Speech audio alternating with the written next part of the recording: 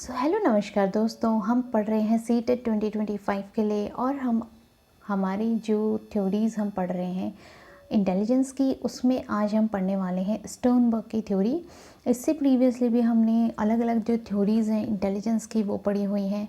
इसके अलावा हमने और भी जो टॉपिक्स हमारे हैं सिलेबस में जो कि हमें गिवन है वो सारे हमने कवर किए हुए हैं। तो उनका जो वीडियो है उसका लिंक आपको डिस्क्रिप्शन में मिलेगा, वहाँ से आप उन्हें देख सकते हैं। और टेलीग्राम चैनल है, उसका लिंक भी आपको डिस्क्रिप्शन में मिलेगा, वहाँ से आप टेलीग्राम चैनल भी ज्वाइन कर सकते हैं। आज की जो वीडियो है उसमें हम आगे इंटेलिजेंस की जो थ्योरी है वो बढ़ाने वाले हैं। लगभग सभी हमारी जो इंटेलिजेंस की थ्योरीज़ हैं वो कवर हो चुकी है और आज हम पढ़ने वाले हैं स्टोनबर्ग की थ्योरी, जो कि ट्राइआर्किक थ्योरी ऑफ इंटेलिजेंस कहा जाता है। स्टोनबर्ग की थ्योरी को बहुत ही शॉर्ट में हम इसको पढ़ेंगे, क्योंकि जितना हमसे पूछा जाता है एग्ज़ाम में उसी तरीके के क्वेश्चन, उसी तरीके की प्रैक्टिस जो है हम करेंगे थ्योरी में से। बट सीटेट के एग्ज़ाम में अभी जो है इससे क्वेश्चन बहुत कम हमें देखने को मिल रहे हैं। अभी हमें अगर हम देखें तो इंटेलिजेंस में से गार्डनर जो है उन्हीं की थ्योरी में से क्वेश्चन ज़्यादा देखने को बन रहे हैं। बट फिर भी सारी थ्योरीज़ जो है हमें कवर करनी है, उनको ज़रूरी हमें पढ़ना है। अदर टेट में भी ये हमारे लिए हेल्पफुल रहेगी। तो यहाँ पर 3 प्रकार में विभाजित किया स्टोनबर्ग ने इंटेलिजेंस को। इन्होंने कहा कि जो बुद्धि होती है उसमें क्या रहता है, एक तो एनालिटिकल बुद्धि होती है, क्रिएटिव बुद्धि होती है और प्रैक्टिकल बुद्धि होती है। इन्होंने 3 प्रकार से बुद्धि को क्या किया, विभाजित किया।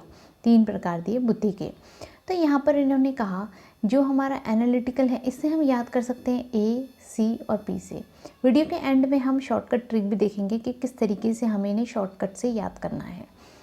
तो हमारा एनालिटिकल, जिसको कि कॉम्पोनेंशियल भी कहा जाता है, विश्लेषणात्मक बुद्धि हिंदी में कहेंगे हम इसे, और घटक बुद्धि जो है हम इसे अंग्रेजी में कहेंगे। देन हमारा क्रिएटिव है, जिसको कि एक्सपीरियंशियल भी कहा जाता है, रचनात्मक हिंदी में, और अनुभवात्मक जो है इसको हिंदी में कहा जाता है। और हमारी प्रैक्टिकल होगी, जिसको कि कॉन्टेक्चुअल, व्यवहारिक और प्रासंगिक बुद्धि भी हम कहते हैं। अब यहाँ पर क्या है, जो ये टाइप दिए उन्होंने, प्रकार दिए, इसीलिए ट्राइआर्किक बोला जाता है, क्योंकि इसमें इन्होंने 3 प्रकार दिए हैं। अब यहाँ पर अगर हम देखें किस तरीके से जो है इन्होंने इसको डिवाइड किया, तो क्योंकि 3 प्रकार के इन्होंने दिए इसीलिए ये ट्राइआर्किक है, और ये 2005 में इन्होंने दिया था स्टोनबर्ग ने। तो एनालिटिकल जो इंटेलिजेंस है, सबसे पहले हम इसको समझ लेते हैं। यहाँ पर क्या होता है, जो भी प्रॉब्लम हमारे सामने आती है उसको सॉल्व करते हैं हम एनालिटिकल इंटेलिजेंस के अंदर। और जो हमारी प्रॉब्लम्स होती हैं वो किस पे बेस होंगी, हमारा जो तर्क होता है, क्योंकि विश्लेषण जब एनालिसिस हम करते हैं किसी भी प्रॉब्लम का, तो वो किस पे बेस रहता है, वो हमारे तर्कों पे बेस रहता है, लॉजिक पे बेस रहता है। तो ये डिपेंड करती है, लॉजिकल हमारी जो थिंकिंग होती है लॉजिक पे ये डिपेंड करता है। और जो हमारा एकेडमिक क्षेत्र होता है, जो हमारा शैक्षिक क्षेत्र है, उसमें हमारी एनालिटिकल जो बुद्धि होती है वो काम आती है, ऐसा जो स्टोनबर्ग है इनका कहना था। दूसरी जो बुद्धि इन्होंने दी, इन्होंने कहा कि क्रिएटिव और क्रिएटिविटी जो होती है वो डिपेंड किस पे करती है, इमेजिनेशन पे डिपेंड करती है और न्यू आइडियाज़ पे डिपेंड करती है। जैसा कि हम सब ही जानते हैं कि जो क्रिएटिविटी होती है उसमें हम किसकी बात करते हैं, डाइवर्जेंट थिंकिंग की बात जो है करते हैं, कि एक जो व्यक्ति है वो अलग अलग तरीके से क्या कर सकता है, सीख सकता है, अलग अलग तरीके से ज्ञान को हासिल कर सकता है।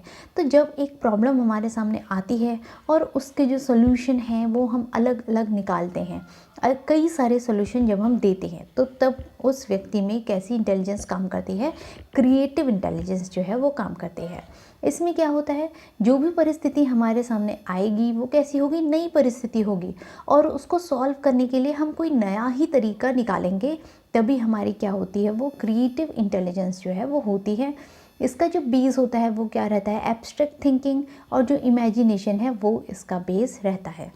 अब यहाँ पर जो थर्ड हमारा था प्रैक्टिकल इंटेलिजेंस, जिसको बोला इन्होंने, तो प्रैक्टिकल, जैसा कि हम नाम से ही देख पा रहे हैं कि हम खुद से करके जब हम सीखते हैं किसी चीज़ को, प्रैक्टिकली अनुभव लेते हैं, तो उसी को क्या कहा जाता है, उसी को इन्होंने क्या कहा कि प्रैक्टिकल इंटेलिजेंस है, जिसमें हम क्या करते हैं, हमारे जो हमारा वास्तविक जीवन है, वास्तविकता में रियल जो वर्ल्ड है, वहाँ पर हम किस तरीके से अपनी प्रॉब्लम्स को सॉल्व करते हैं और किस तरीके से हम यहाँ पर अडेप्ट हो जाते हैं अपने जीवन में, कैसे हम सामंजस्य बिठाते हैं, उसी को इन्होंने कहा कि वही हमारी प्रैक्टिकल इंटेलिजेंस है, जिससे कि हम व्यवहारिक जो बुद्धि है वो कहते हैं।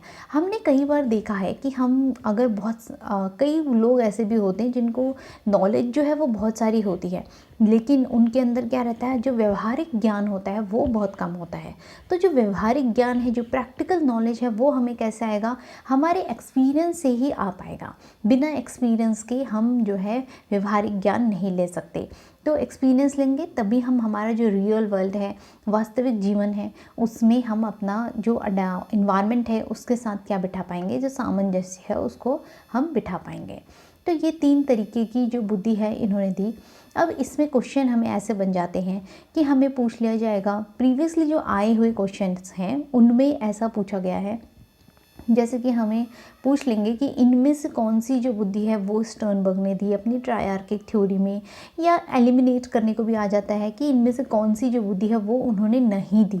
4 ऑप्शन हमें दे देंगे, उसमें से 3 ये होंगे और चौथा एक और ऑप्शन आ जाएगा, तो एलिमिनेशन के लिए भी आ जाता है। क्रिटिकल जो होता है उसको हम याद करेंगे AC से, ए के साथ C आ जाएगा जो कि है कॉम्पोनेंशियल इसके साथ आ जाता है। अब क्रिएटिविटी जो होती है वो कैसे आएगी, हमें जो हमारा एक्सपीरियंशियल है उससे आ जाती है ये, तो C के साथ क्या आ जाता है, E आ जाता है, एक्सपीरियंशियल।